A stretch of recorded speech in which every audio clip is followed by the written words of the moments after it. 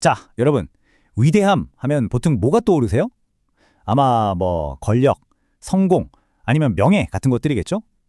그런데 오늘 우리가 파헤쳐볼 이야기는요, 이 모든 개념을 그냥 완전히 뒤집어버리는 하나의 질문, 그리고 그에 대한 정말 놀라운 답변에 관한 겁니다. 사실 우리 모두는 그렇죠. 각자의 방식으로 뭔가 위대해지고 싶은 그런 여정을 걷고 있는 거잖아요. 어제보다 더 나은 사람이 되고 싶고, 이 세상에서 좀 중요한 존재가 되고 싶고, 그런 마음이요. 이게 사실 오늘날만의 이야기가 아니라 아주 오래전부터 우리 인간의 마음속 깊은 곳에 자리 잡고 있었던 그런 열망이었죠. 그런데 말이죠, 여기서 근본적인 질문이 생깁니다. 과연 위대함이라는 게 진짜 뭘까요? 우리가 너무나 당연하게 생각해왔던 그 위대함의 기준, 혹시 처음부터 뭔가 잘못된 건 아니었을까요? 이게 바로 오늘 우리가 함께 파고들 핵심 질문입니다. 자, 그럼 이 근본적인 질문은 대체 어디서부터 시작된 걸까요? 그 기원을 한번 쭉 따라가 보면요, 정말 흥미로우면서도 지극히 인간적인 어떤 상황과 딱 마주치게 됩니다. 놀랍게도요, 이 질문이 무려 2000년 전에 예수의 제자들이 던졌던 질문이라는 겁니다. 그 사람들 역시 누가 더 높은 자리에 오를까, 누가 제일 인정받을까, 이런 걸로 끊임없이 경쟁하고 고민했다는 거죠. 어때요? 우리랑 참 비슷하지 않나요? 바로 이겁니다. 정말 지극히 인간적이고 솔직한 욕망이 담긴 질문이죠. 쌤, 우리 중에 누가 최고예요? 바로 이 질문에 대한 예수의 대답이 우리가 알고 있던 모든 상식을 그냥 확 뒤집어버리는 바로 그 대역전의 시작점이었습니다.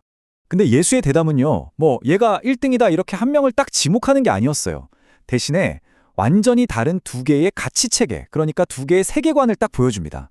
하나는 세상의 방식, 그리고 다른 하나는 그가 말하는 하나님 나라의 방식이죠. 여기서 하나님 나라라는 건 복잡하게 생각할 거 없이 그냥 이 세상과는 완전히 다른 원리로 움직이는 새로운 삶의 방식을 의미한다고 보시면 돼요. 그리고 이 두 가지 방식은요, 그냥 조금 다른 수준이 아니에요. 아예 서로 정반대 방향을 가리키고 있습니다. 완전히요. 바로 이 지점에서 오늘 이야기의 핵심인 위대함의 대역전이 일어납니다. 보세요. 한쪽에는 세상에 그토록 추구하는 권력, 지위, 성공의 피라미드가 있죠.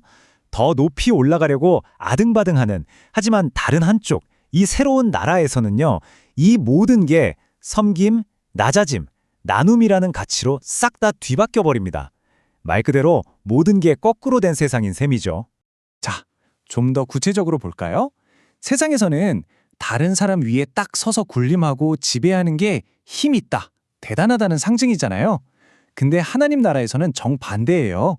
바른 사람을 위해서 기꺼이 자신을 낮추고 헌신하는 것, 그게 바로 진짜 위대함의 증거가 된다는 겁니다. 마찬가지예요. 세상은 끊임없이 더 높은 자리로 올라가려는 경쟁으로 그냥 가득 차 있잖아요. 그렇죠? 하지만 하나님 나라에서는 스스로 낮은 자리에 앉는 그 겸손이 가장 높은 가치로 평가를 받습니다. 정말 모든 게 완전히 역전된 거죠. 아니, 그럼 대체 이 새로운 가치 체계를 우리가 어떻게 이해해야 할까요? 머리로는 알겠는데 좀 막막하잖아요. 그래서 예수가 아주 구체적인 비유를 딱 들어서 설명해 줍니다. 바로 어린아이를 통해서 말이죠. 첫 번째 핵심은 바로 겸손이에요. 한번 생각해 보세요. 어린아이들은 남보다 높아지려고 막 전략을 짜거나 옆에 있는 친구랑 자기를 끊임없이 비교하거나 그러지 않잖아요. 바로 그거예요. 이 새로운 가치 체계에서 위대함이란 더 높이 올라가는 게 아니라 기꺼이 자신을 낮출 줄 아는 그 힘을 갖는 겁니다. 목표가 1등이 되는 게 아니라 겸손해지는 것. 이야, 이거야말로 관점의 정말 놀라운 전환이죠. 그리고 두 번째는 신뢰입니다. 아이가 부모를 그냥 온전히 믿는 것처럼요. 이건 뭐냐면 내 힘이랑 내 지혜로 모든 걸 통제하려고 하는 그 태도를 내려놓는 거예요. 나 자신보다 더 큰 어떤 선함에 완전히 의지하는 거죠. 이게 결코 약하다는 뜻이 아니에요. 오히려 내 손에 쥔 걸 기우고 나는 모든 답을 갖고 있지 않습니다라고 인정할 수 있는 용기인 셈이죠. 자, 그리고 세 번째, 바로 은혜입니다. 어린아이를 생각해 보세요. 선물을 받을 때 내가 이걸 받을 자격이 있나? 이렇게 계산하지 않잖아요. 그냥 순수한 기쁨으로 받죠. 우리가 사는 이 세상은 공로랑 성취의 집잡차잖아요. 그런 세상에서 이건 정말 급진적인 생각이에요. 내 자리, 내 가치가 내가 노력해서 쟁취한 상이 아니라 그냥 거저 주어지는 선물이라는 걸 아는 태도. 와, 이건 경쟁이라는 논리 자체를 그냥 무너뜨리는 거죠. 이런 가치의 역전은요, 부에 대한 예수의 아주 유명하고도 도전적인 가르침에서 그 절정을 이룹니다. 세상이 가장 큰 가치라고 여기는 바로 그 부가 오히려 하나님 나라에 들어가는데 걸림돌이 될 수 있다는 정말 충격적인 선언이죠. 바로 이 강력한 이미지가 앞서 말한 그 어려움을 정말 완벽하게 보여주고 있어요. 세상이 가장 가치 있다고 여기는 것들, 그러니까 부와 안정, 사회적 주의 같은 것들을 내려놓기가 마치 이 모습처럼 거의 불가능하게 느껴질 만큼 어렵다는 거죠. 자, 그럼 좋습니다. 이 거꾸로 된 나라의 가치, 알겠습니다. 근데 이걸 실제로 어떻게 살아내라는 걸까요? 그 핵심이 바로 섬김에 있습니다. 핵심은 이거예요. 이 거꾸로 된 나라에서 리더는요, 저 높은 곳에서 명령이나 내리는 사람이 아니라는 겁니다. 진짜 리더는 가장 낮은 곳에서 다른 사람을 섬기는 사람이죠. 이건 뭐 리더십에 대한 완전한 재정의라고 할 수 있어요. 사실 요즘 비즈니스나 사회에서 많이 이야기하는 서번트 리더십 있잖아요. 팀과 공동체의 성장에 초점을 맞추는 리더가 결국 가장 효과적이라는 생각, 바로 그 생각과도 아주 강력하게 연결되는 오래된 지혜인 셈입니다. 그리고 중요한 건 예수가 이 원칙을 그냥 말로만 가르친 게 아니라는 거예요. 그는 자기 삶 전체를 통해서 이 섬김의 본을 직접 온몸으로 보여주었습니다. 말 그대로 그의 삶 자체가 이 새로운 위대함의 증거였던 거죠. 그의 삶을 들여다보면 정말 구체적인 섬김의 행동들로 가득 차 있어요. 당시 가장 낮은 사람이 하던 일, 바로 제자들의 발을 직접 씻겨주고요. 사회에서 완전히 버림받았던 병자들을 고쳐주고, 모두가 죄인이라고 손가락질하던 사람들과 함께 밥을 먹고 친구가 되어주었죠.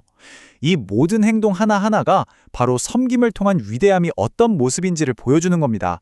자, 이렇게 이야기를 따라오다 보니 우리는 다시 맨 처음 시작했던 그 질문으로 돌아왔습니다.